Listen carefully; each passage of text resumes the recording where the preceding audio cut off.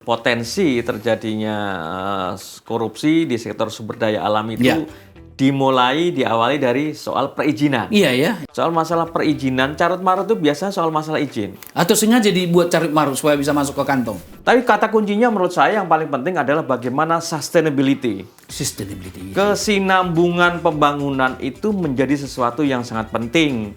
Kalau memang itu dikelola dengan penegakan hukum yang jelas, Ya. dengan visi hukum yang dilakukan oleh presiden kita yang akan datang, Ya. siapapun presiden kita yang akan datang, saya kira kita Indonesia bisa kaya raya loh ini.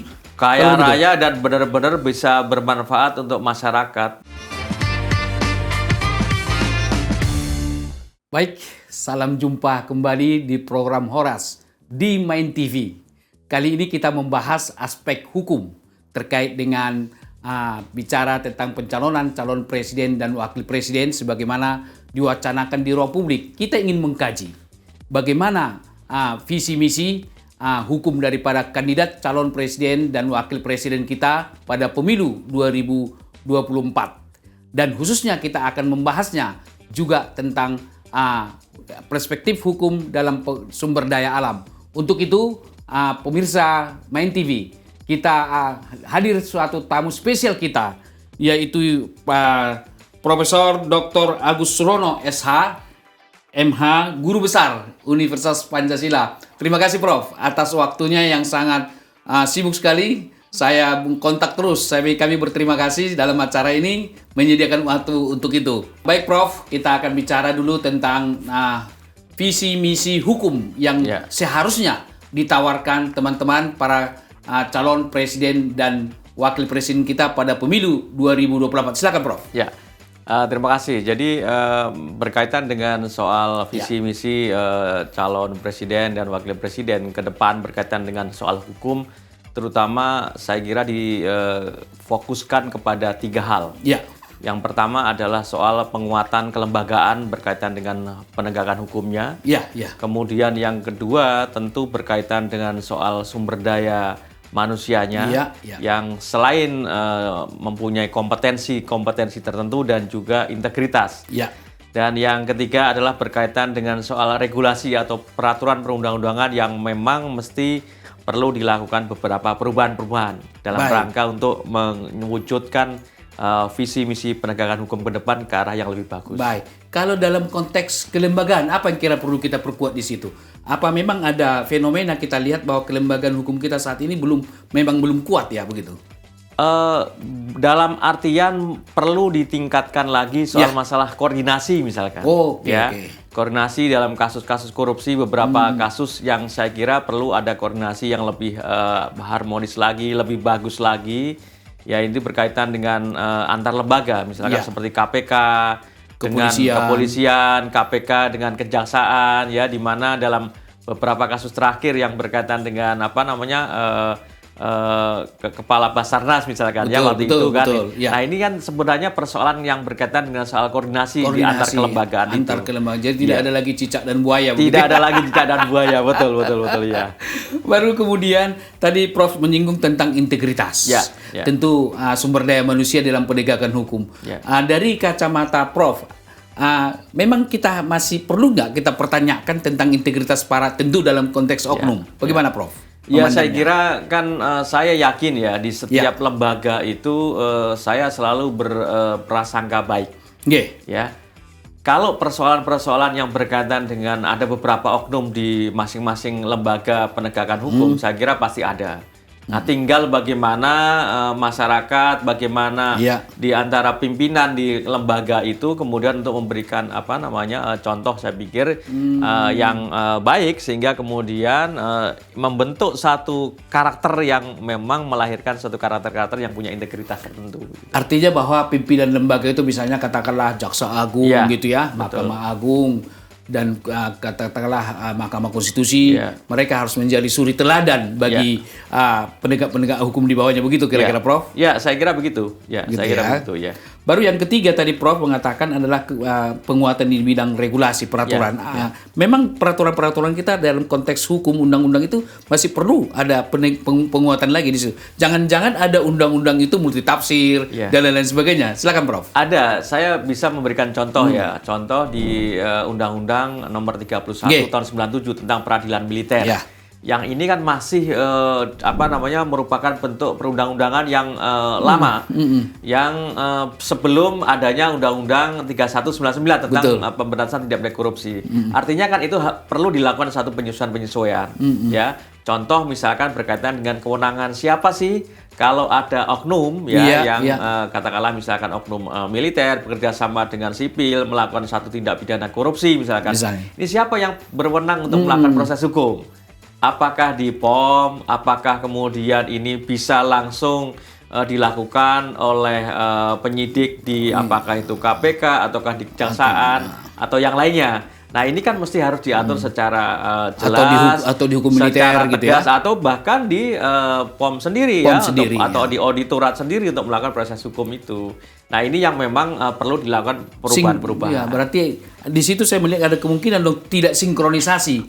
Pasal-pasal yang semacam katakan diskresi dari suatu institusi sehingga mereka bisa multitafsir sehingga penanganannya disebutnya tumpang tindih biasanya. Tumpang tindih ya. Berarti omnibus law perlu dong kalau begitu dalam konteks itu. Ya saya kira memang perlu dilakukan harmonisasi beberapa peraturan perundangan dan perlu dilakukan perubahan beberapa peraturan perundangan terutama mengenai soal hukum acara pidananya.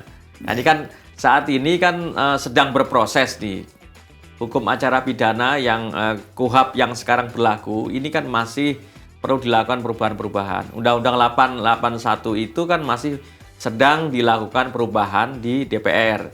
Nah ini mau tidak mau harus kita dorong ke arah sana sehingga bisa dijadikan sebagai satu payung hukum yang secara umum memayungi ketentuan hukum acara yang berlaku yang kemudian bisa diterapkan sedemikian rupa dengan harmonis di antara lembaga penegakan hukum. Gitu. Artinya bahwa kalau ketiga hal itu dilakukan, saya pikir bisa pembangunan hukum atau pelaksanaan hukum kita bisa lebih mencapai sasaran. Betul.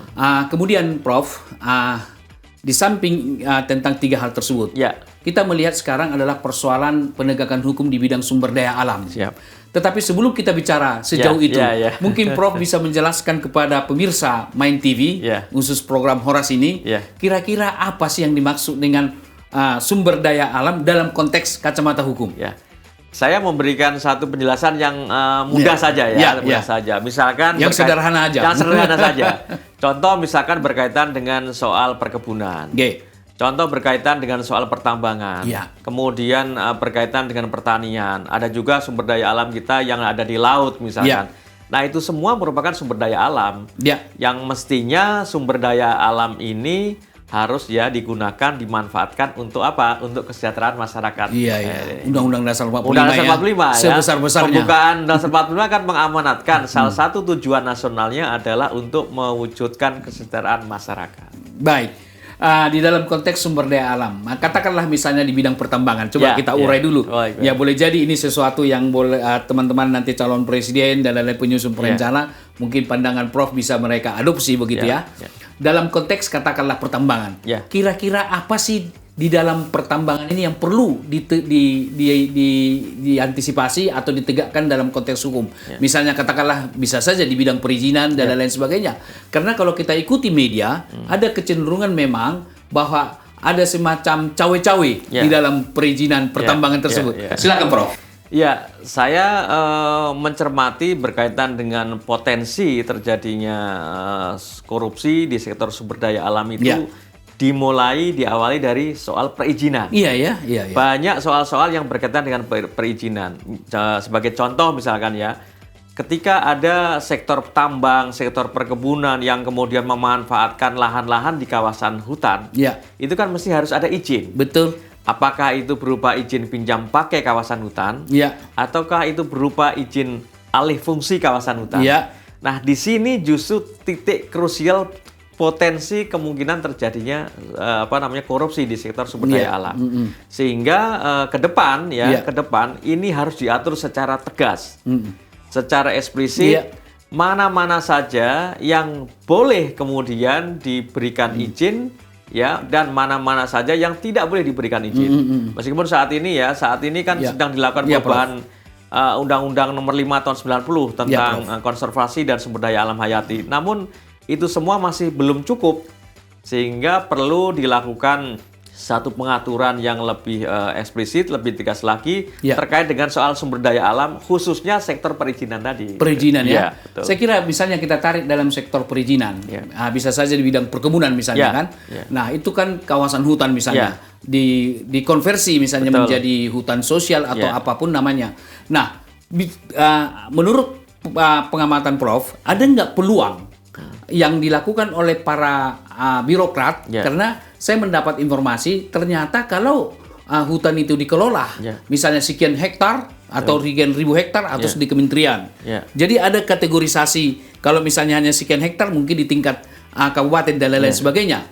Nah, oleh karena itu sudahkah jelas peraturan hukum kita untuk memberikan suatu kewenangan itu sesuai dengan tingkatan daripada jabatan di birokrasi? Jadi gini, persoalan atau akar masalah yang berkaitan dengan pengelolaan sektor kehutanan itu bermula dari belum secara konsistennya dilakukan yang namanya pengukuhan kawasan hutan. Nah, itu akar masalahnya. Padahal kita punya putusan MK nomor 45 tahun 2011. Nah, saya kira ke depan ini harus pemerintah, dalam ini presiden, tentu punya satu legacy yang kuat untuk mewujudkan mekanisme pengukuhan ini benar-benar dilaksanakan oleh kementerian terkait. Kan mestinya ini menjadi tanggung jawab Kementerian Lingkungan Hidup, KLHK itu menjadi kewenangan dari kementerian itu. Nah, ini belum sepenuhnya dilakukan. Kalau ini sepenuhnya dilakukan, katakanlah misalkan dikukuhkan kawasan hutan itu 100% penuh, kalau katakanlah misalkan 85% begitu, itu sudah sangat memberikan satu dampak yang luar biasa berkaitan dengan carut-marut soal masalah pengelolaan di sektor sumber daya alam tadi, terutama sektor tambang, sektor kebun, dan yang lain-lain gitu. Saya baru saja pulang dari Medan, paling sekitar seminggu yang lalu. Saya bertemu dengan orang pemilik kebun gitu. Ternyata di kawasan hutan itu, menurut mereka, seharusnya itu kawasan hutan menjadi kebun kelapa sawit tanpa ada suatu perizinan atau apapun. Jadi memang di suatu wilayah tertentu mereka sudah punya izin, tapi diperlebar, diluaskan lagi yang bukan kawasan untuk perkebunan, artinya kawasan hutan. Ini salah satu bentuk penyimpangan dalam konteks penegakan hukum di bidang sumber daya alam. Iya, itu kan tadi saya katakan soal masalah penyimpangan atau pemberian izin, bahkan nggak ada izinnya mereka tanam, mereka nggarap, betul. Dan ini soal masalah pengawasan, monitoring, pengawasannya, bahwa apakah perusahaan-perusahaan yang kemudian menggarap dan kemudian melaksanakan kegiatan perkebunan dan yang lain-lain itu punya izin nggak sebenarnya. Kasus yang mencolok yang sekarang ini kan yang ditangani oleh Kejaksaan Agung yang sekarang sedang berproses di tingkat lanjutannya, itu kasus Dota Palma. Itu sebagian juga mereka punya lahan kebun yang kemudian dia nggak garap, nggak punya izin. Akhirnya kan sedang dilakukan proses hukum di pengadilan begitu ya, sedang berproses di tingkat katakanlah banding dan seterusnya. Jadi digarap tanpa izin begitu ya? Ada beberapa yang dilakukan menggarap, menanam, kegiatan-kegiatan di bidang perkebunan tapi nggak ada izinnya. Nah, ini yang saya kira mesti harus dikuatkan lagi ya, soal masalah penegakan hukum berkaitan dengan soal-soal yang berkaitan dengan perizinan tadi. Perizinan di bidang penggunaan hutan itu ya. Kita sedikit bergeser, Prof. Di bidang sumber daya alam terkait dengan pertambangan. Ini juga acap kali saya mengikuti bahwa persoalan perizinan juga dan persoalan macam-macam di sana. Nah, pernah saya membaca suatu berita bahwa kalau memang perizinan pertambangan ini dilakukan dengan baik sesuai dengan peraturan, negara kita bisa negara kaya raya. Artinya apa? Berarti ada penyimpangan atau katakanlah korupsi di dalam pengelolaan tambang tersebut. Mungkin Prof bisa menjelaskan kepada pemirsa Main TV? Jadi memang sekali lagi ya, beberapa kasus yang sekarang ini juga ada di Kementerian SDM yang kemudian ada indikasi berkaitan dengan soal korupsi di sektor perizinan itu. Perizinan di bidang pertambangan itu yang kemudian menjadi soal juga. Yang saya kira ini kalau dikelola dengan baik ya, saya kira kan tadi saya katakan bagaimana izin ini benar-benar dikeluarkan sesuai dengan mekanisme yang semestinya. Kemudian pengawasannya juga dilakukan dengan baik ya, di penguatan kalau misalkan nanti ada yang menyimpang kemudian penegakan hukumnya, saya yakin ini akan kemudian mengembalikan ya potensi pengelolaan sumber daya alam benar-benar bisa bermanfaat untuk masyarakat yang lebih luas. Prof, pernahkah Prof melihat atau mengkaji kira-kira satu kasus di bidang pertambangan, penyimpangan di bidang pertambangan ini menyangkut tentang apa saja, bisa izin dan lain-lain, atau bersumber dari bacaan buku atau literatur atau hasil-hasil penelitian terkait dengan penyimpangan di bidang pertambangan ini? Banyak kasus-kasus yang saya cermati itu, misalkan katakanlah kalau di bidang pertambangan ya biasanya bermula dari soal masalah reklamasi misalkan. Betul. Jadi lahan-lahan pasca tambang itu kemudian ada kewajiban dari perusahaan pertambangan untuk kemudian menanam kembali. Iya. Nah ini tidak. Ya ini tidak dilakukan. Banyak yang tidak dilakukan. Yang itu yang pertama. Yang kedua misalkan soal masalah tadi. Soal masalah perizinan, carut marut itu biasa soal masalah izin. Atau sengaja dibuat carut marut supaya bisa masuk ke kantong. Nah, itu wallahu alam ya. Ini kita harus aparat penegak hukum yang kemudian melakukan proses itu begitu ya. Tapi saya berdasarkan pengamatan saya selama saya berkecimpung di dunia akademisi dan kemudian di dunia riset penelitian itu memang potensi terjadinya perkara-perkara korupsi di sektor sumber daya alam, termasuk juga di pertambangan itu karena persoalan masalah perizinan yang memang belum clear betul. Dimulai dari situ, terutama bagaimana menggunakan lahan-lahan yang tadi, ya lahan-lahan kawasan hutan tadi, yang kemudian soal masalah izin pinjam pakai kawasan hutan atau izin alih fungsi kawasan hutan itu justru banyak berpotensi terkait dengan soal masalah korupsi. Atau saya terpikir, Prof. Iya. Jangan-jangan ketika membuat pasal-pasal tentang pertambangan itu mereka sengaja dibuat semacam pasal karet supaya serba relatif. Karena bisa saja ketika undang-undang itu dirumuskan, dibuat di legal drafting misalnya, mungkin ada sponsor-sponsor di belakang sehingga pasal itu bisa pasal karet. Bagaimana kemungkinan itu terjadi? Ya, kemungkinan itu ada. Tapi saya kira makanya tadi saya mengatakan bahwa hal yang harus dilakukan satu perubahan-perubahan selain tadi penguatan kelembagaan, kemudian aparat penegak hukumnya atau SDM-nya, itu juga aturan hukumnya. Nah, aturan hukumnya harus dibuat normanya sedemikian rupa sehingga tidak menimbulkan multitafsir tadi. Iya, di situ kata kuncinya itu kata kuncinya. Tidak bisa multitafsir. Betul. Nah, disitulah peran dari kementerian terkait dengan DPR. Karena yang punya kewenangan untuk membuat atau membentuk undang-undang kan Presiden bersama-sama dengan DPR kan. Tentu Pak Presiden sebagai representasi dari pemerintah ini tadi diwakili oleh kementerian terkait yang memang mempunyai tupoksi di bidang itu kan. Dalam proses-proses apakah itu inisiasi dari pemerintah atau inisiasinya dari DPR tergantung. Tapi kan ini harus memang mempunyai satu visi dan misi yang sama begitu ya, antara eksekutif dengan legislatif dalam rangka pembentukan peraturan perundang-undangan di bidang sumber daya alam itu. Saya kira secara ideal demikian Prof ya. Tapi saya berpikir begitu. Mungkin nggak ada sponsor-sponsor pasal yang masuk ke birokrat atau masuk melalui pintu DPR misalnya. Jadi ada sponsor-sponsor sehingga pasal itu diproduksi sedemikian rupa, misalnya katakanlah menguntungkan pihak tertentu atau memang dibuat pasalnya multitafsir sehingga andaikan pun diputuskan semacam begini tidak salah juga. Padahal di balik itu sudah ada sesuatu yang mereka pesan bahwa pasal itu buat diatur sedemikian. Misalnya contoh Prof, dengan misalnya katakanlah pemakaian diksi dapat. Pemakaian dapat kan serba relatif. Saya kadang-kadang berpikir bahwa memang itu sengaja nggak diciptakan sedemikian Prof di dalam konteks legal draftingnya. Jadi saya pernah punya pengalaman yang empiris yang waktu itu saya menjadi tim advokasi.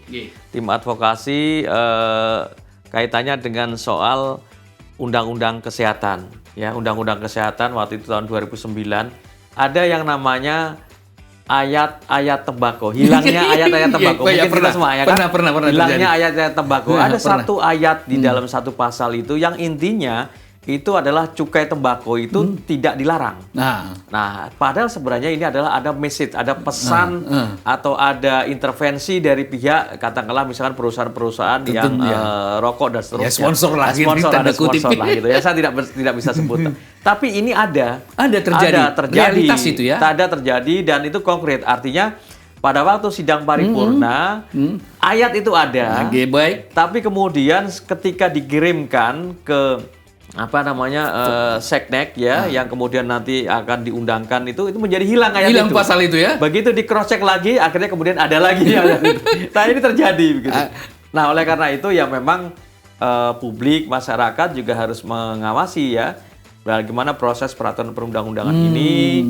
Itu peran civil society ya. Peran civil society menjadi untuk sesuatu yang sangat penting. Melakukan kontrol ya. Kontrol terkait dengan proses pembentukan peraturan perundang-undangan itu. Ya, sebagai partisipasi Betul, publik gitu ya. Saya kira sebagai negara demokrasi, saya pikir partisipasi publik atau katakanlah civil society menjadi suatu hal yang sangat dibutuhkan di dalam suatu pembangunan termasuk di bidang hukum. Betul. Prof, kita sudah bicara tadi tentang penegakan hukum di bidang sumber daya alam, perkebunan, kehutanan. Kemudian di bidang pertambangan, masih ada mungkin satu lagi yang harus kita bahas, Prof. Apa ini? Yaitu sumber daya alam di bidang maritim, kemaritiman. Okay.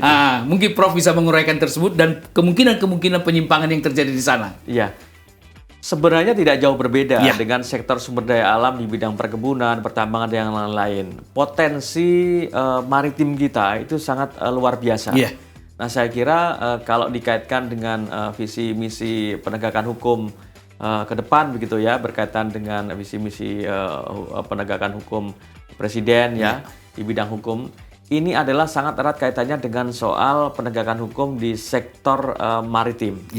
Karena beberapa kasus itu yang saya cermati, banyak kemudian nelayan-nelayan kapal-kapal asing yang kemudian masuk ke wilayah perairan Indonesia misalkan, menangkap ikan kita gitu kemudian menangkap ikan dengan leluasanya dengan alat-alat yang canggih. Nah, ini kita Coast Guard kita misalkan gitu ya, itu kan karena peralatan-peralatan yang tidak sebanding dengan yang dilakukan oleh pihak pelaku-pelaku asing tadi, maka ini kemudian menjadi persoalan.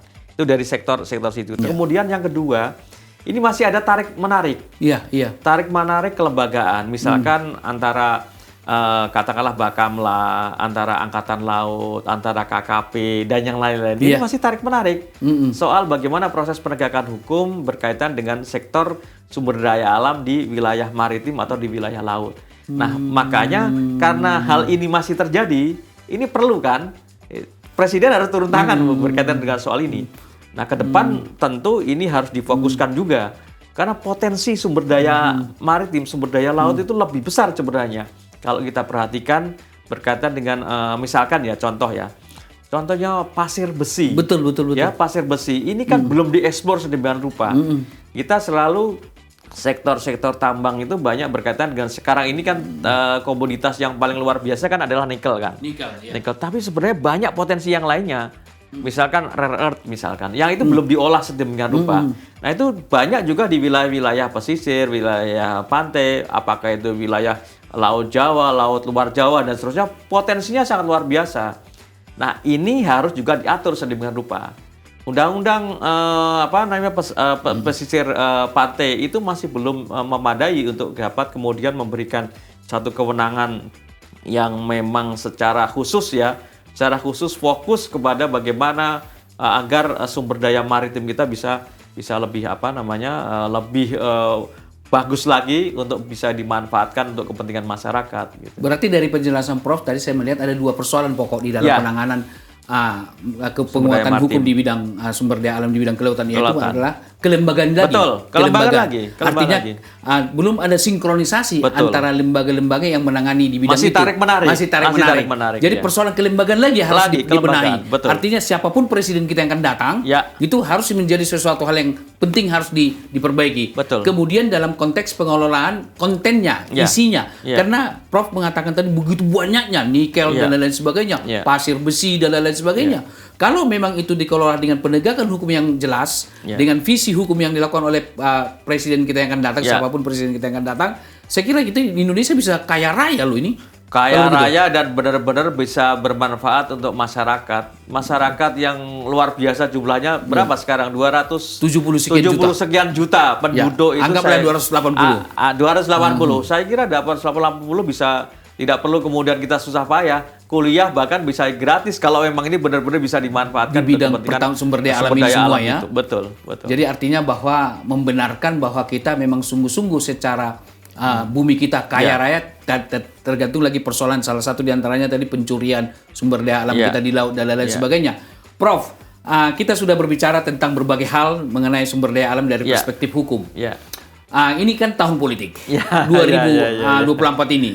Tentu kita ingin bermimpi presiden kita yang akan datang nanti harus bisa sebagai salah satu program utamanya penegakan hukum di bidang sumber daya alam, yaitu perkebunan, pertambangan dan di kemaritiman. Menurut Prof, kira-kira ciri-ciri pemimpin yang bagaimana yang bisa nanti mengimplementasikan, mewujudkan semua yang kita bicarakan untuk mencapai kesejahteraan masyarakat Indonesia di dalam konteks pemanfaatan sumber daya alam ini?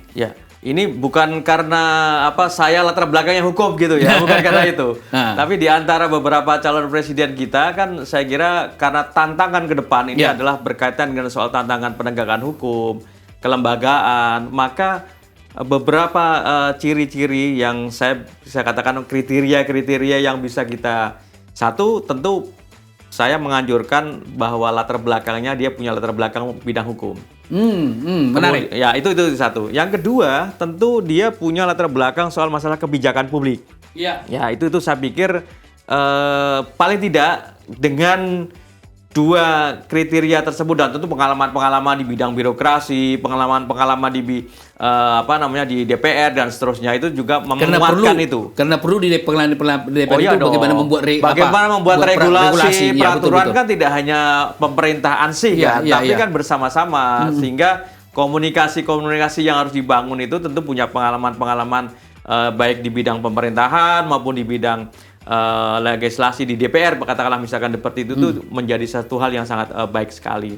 Sehingga dengan kriteria yang tadi saya sampaikan itu, maka tantangan-tantangan penegakan hukum, persoalan-persoalan di bidang sumber daya alam itu saya yakin bisa lebih diatasi dan dioptimalkan penyelesaian persoalan hukum tadi. Gitu. Baik. Kan sekarang kita diwacanakan di ruang publik ada 3 calon kandidat presiden kita. Bung Anies, Prabowo, dan Ganjar Pranowo, kan begitu. Tentu tiga-tiganya punya kelebihan dan kelemahan atau kekurangan. Betul. Di dalam konteks penanganan sumber daya alam dalam konteks hukum ini, mungkin Prof bisa tidak setuju dengan saya. Tetapi saya melihat bahwa itu ada pada Ganjar Pranowo. Menurut saya nih.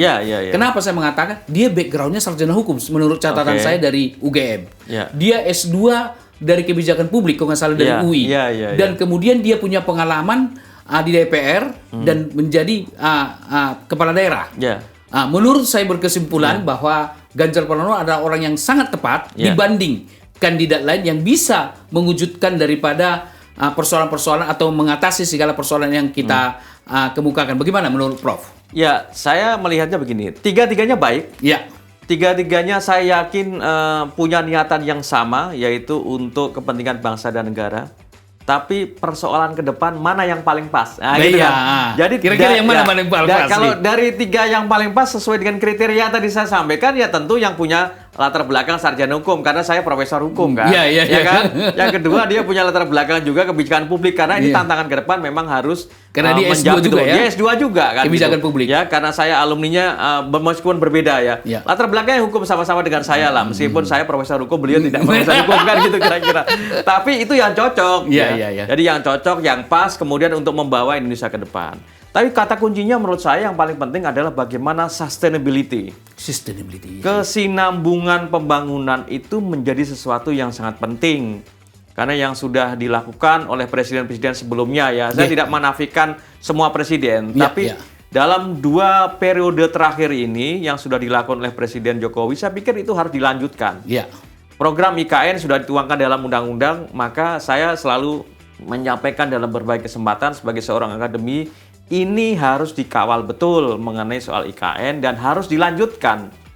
Nah, kira-kira siapa yang paling pas, yang paling cocok? Ya tadi saya katakan menghadapi tantangan-tantangan ke depan terkait dengan pengelolaan sektor sumber daya alam, syarat dengan persoalan-persoalan hukum, penegakan hukum, maka latar belakang hukum itu menjadi sesuatu yang sangat penting.